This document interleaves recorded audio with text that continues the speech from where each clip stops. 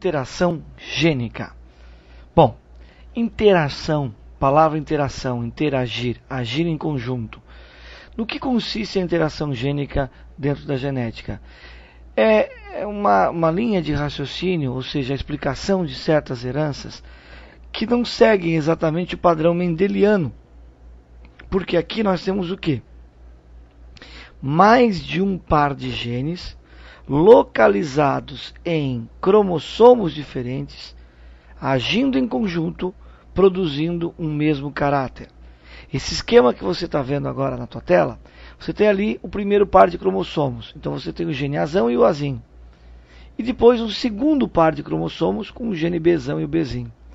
Em primeira lei de Mendel clássica, né, e segunda lei, você teria o quê? O primeiro par determinando uma característica, o segundo par determinando uma outra característica. Mas na interação gênica, esses pares, mesmo distintos, irão agir em conjunto, produzindo um único caráter, um mesmo caráter. Vamos dar uma olhadinha em algumas heranças que são explicadas por interação gênica. Um caso conhecido de surdez na espécie humana, onde você tem aí dois genes envolvidos, o gene D e o gene E. Né? O gene E, ele tem o gene dominante Ezão e o gene recessivo Ezinho, seu alelo. O Ezinho é um gene recessivo que, quando presente em dose dupla, não permite a formação do nervo auditivo. Portanto, produz surdez. Já o gene D, você tem o Dzão e o Dzinho. O gene Dzinho em dose dupla, ele vai impedir a formação da cóclea, que é a estrutura interna, aquela caracolzinho interno, né, que transforma a onda sonora em impulso nervoso. Portanto, sem cóclea, você não tem como, nessa estrutura, produzir, transformar som em impulso nervoso. Isso vai provocar surdez.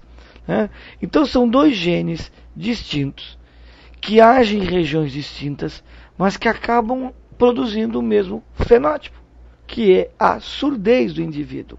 Então olha que interessante. Imagina um indivíduo Dzão-Dzinho cruzando com o indivíduo Dzão-Dzinho, né?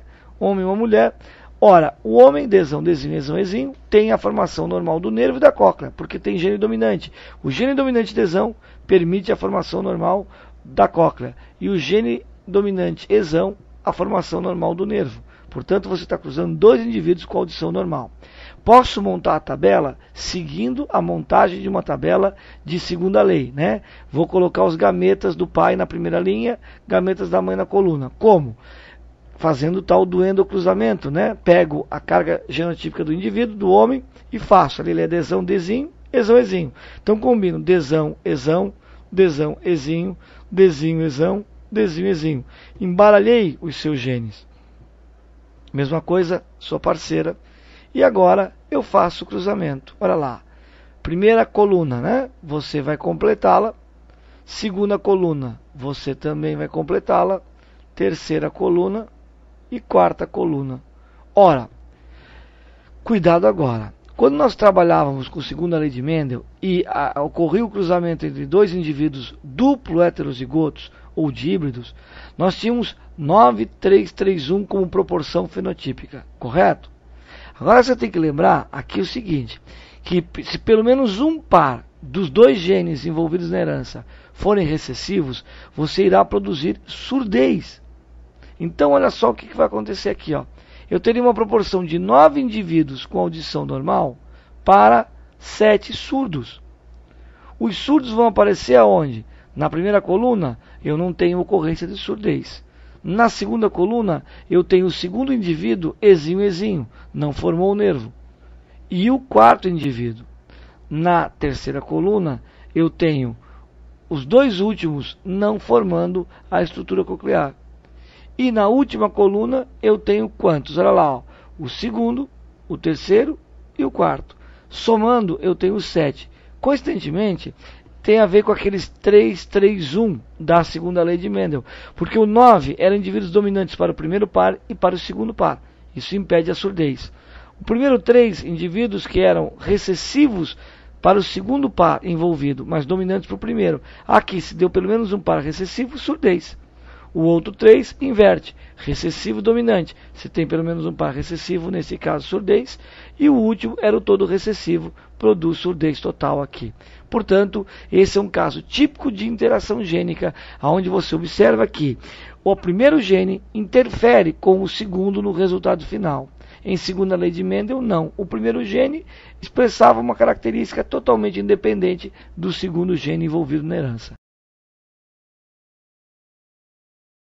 Outros casos que envolvem interação gênica, e aí a gente entra em casos de formato da crista de galinhas, é um caso que também se explica por interação gênica. Mas o mais famoso dentro da interação gênica é o que nós chamamos de herança quantitativa, ou polimeria. O que seria uma herança quantitativa? O próprio nome já diz, o fenótipo irá variar em quantidade. Nós usamos esse padrão de herança para explicar justamente o que? A cor da pele, cor dos olhos, a altura, o peso. E alguns autores afirmam que até mesmo a inteligência sofre influência desse padrão de herança. Então aqui nós temos o que condicionamos dizer uma herança de soma. Você vai ter então cada gene interferindo no resultado final. Vamos explicar a herança quantitativa usando a cor da pele. O padrão que será usado aqui é um padrão didático, estabelecendo os seguintes fenótipos: negro, mulato escuro, mulato médio, mulato claro e o branco. Sendo negro, aquele indivíduo que terá o total de melanina, o máximo de melanina na sua característica de pigmentação de pele. Nesse caso, nós temos dois pares envolvidos, Szão, o par S, que vai formar o par S e o par T. No caso ali, o indivíduo negro ele vai ter todos os genes dominantes. Só que em herança quantitativa nós costumamos chamar os dominantes de efetores e os recessivos de não efetores. Então, o indivíduo que tem pigmentação negra, ele tem todos os genes efetores. Szão, T grandão. Ok? Beleza? Agora olha só, o mulato escuro você vai reduzir na escala uma fração. Então olha como é que fica. Szão, Szinho, T grandão. Então eu coloquei um gene não efetor, que determina o mínimo de melanina. Não é a ausência, e sim a dose mínima. Esse cara tem só 1 para a dose mínima e 3 para a dose máxima. Dá um mulato escuro. O médio, o próprio nome já diz, taxa média. Então você vai ter Szão, Szinho, T grandão, Tzinho. Agora quando você pega o mulato claro, você tem 3 não efetores para a taxa mínima e 1 só para a taxa máxima. Resultado, você vai produzir o que ali? Um indivíduo com menos melanina do que os demais. E o branco é um indivíduo que só tem os genes não efetores, portanto, o mínimo de melanina na expressão da sua cor de pele. Ok? Beleza? Informações importantes. Quando aparecer um gráfico como esse que você está vendo, ele na genética expressa a herança quantitativa, porque você tem uma variação em quantidade, portanto um escalonamento de indivíduos quanto à variação do fenótipo genótipo, ok? Ali você tem expressividade mínima, média e máxima, mostrando uma variação desse fenótipo justamente pela quantidade. Então aí você tem uma soma de cada gene ou uma redução, dependendo da herança que esteja sendo analisada. Olha lá, uma regrinha muito importante que você tem que gravar sobre herança quantitativa. Você viu que nós temos ali 5 fenótipos na cor da pele: negro, mulato escuro, mulato médio, mulato claro e branco. E eu usei 4 genes. Tem uma relação? Tem. O número de fenótipos de uma herança quantitativa corresponde ao número de genes totais da carga genotípica do indivíduo acrescidos de uma unidade. Então olha só, ali na herança quantitativa cor da pele você tem 4 genes, S, S, T e T. Se eu tenho 4 genes envolvidos, 4 mais 1, 5. Os 5 fenótipos da herança: negro, mulato escuro, mulato médio, mulato claro e branco. Cuidado, não são pares de genes, é o conjunto total de genes. Então o indivíduo que tem 5 pares de genes em uma herança quantitativa produz quantos fenótipos? Ora, 5 pares, não vai somar 5 mais 1 para dar 6. 5 pares são 10 genes no total. Mais uma unidade, 11 fenótipos serão produzidos por uma herança quantitativa onde eu tenha 10 genes envolvidos. Nessa tabela, nesse cruzamento que você vê já pronto. Esse cruzamento ele foi feito entre dois indivíduos mulatos médios, né? Um homem mulato médio e uma mulher mulato média. Você pode notar ali, ó, que eu tenho uma chance de produzir o negro, que é o primeiro quadradinho na tabela. E tenho apenas uma chance de produzir o indivíduo branco, que é o último quadradinho da tabela. Os demais serão distribuídos entre mulatos escuros, médios e claros. Lembrando que, como você tem um escalonamento e você está cruzando dois indivíduos duplo heterozigotos, o número maior de indivíduos será o de mulatos médios. Então nós vamos obter essa proporção que você viu agora surgir aí na sua tela. Um negro, 4 mulatos escuros, 6 mulatos médios, 4 mulatos claros e um branco. Galera, presta bem atenção.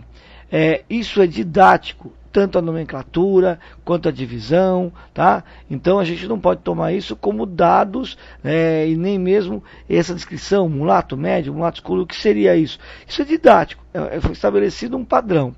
E essa tabela que você está vendo, ela surgiu então de um cruzamento entre dois indivíduos, Szão, Szinho, T grandão, Tzinho. Como é que eu fiz esse cruzamento? Como é que se faz esse cruzamento? Simples. Como você resolve um problema de segunda lei? Você acha os gametas do pai, da mãe e faz o cruzamento. Agora existe uma outra forma de resolver problemas de herança quantitativa, que seria a aplicação do triângulo de Pascal. Como assim triângulo de Pascal? Olha lá na matemática você tem como formar o triângulo de Pascal, certo? Aqui como é que nós vamos trabalhar? Você vai pegar e vai analisar quantos fenótipos estão envolvidos na herança. No nosso caso anterior, 5 fenótipos. Então você vai fazer um triângulo de Pascal, vai montar um triângulo de Pascal com 5 linhas. Você tem aí o triângulo de Pascal montado, né? É aquela velha história, você pega o número e soma com o que está à sua direita. Portanto lá, 1 mais 0 é 1, tá? Beleza. Embaixo você repete o 1, né? E aí, ó, a segunda linha, 1, você repetiu. O próximo 1 vem da soma de cima. 1 mais 0 é 1. Agora a terceira linha, você repete o 1, beleza? Agora lá, 1 mais 1, 2, repete o 1. E assim vai montando. O que eu quero é que você observe a quinta linha. Olha o que deu ali. 1, 4, 6, 4, 1. Gente, esse resultado, essa sequência de números, é o resultado de um cruzamento de herança quantitativa entre dois indivíduos duplo heterozigotos. Como no caso anterior, mulato médio com mulato médio. Então, se eu estivesse fazendo um cruzamento de cor de pele, né, e usasse esse critério, então o primeiro 1 responde ao número de negros da tabela. 4 mulatos escuros. 6, aí apareceu agora, mulato médio. 4, eu tenho mulato claro e 1 branco. Então eu consegui resolver o problema sem montar aquela tabela. Quando é que eu posso aplicar triângulo de Pascal? Somente quando os dois indivíduos envolvidos são heterozigotos para todos os pares. Se eles são duplo heterozigotos, são 4 genes, 5 fenótipos. Se eles forem triplo heterozigotos, 6 genes, 7 fenótipos, você vai montar um triângulo de Pascal com 7 linhas. Tranquilo? Isso é uma forma mais prática de resolver para quem domina bem aí a formação de um triângulo, sabe montar, não erra. Então fica mais tranquilo, não perdendo tempo em montar uma tabela de cruzamento tradicional.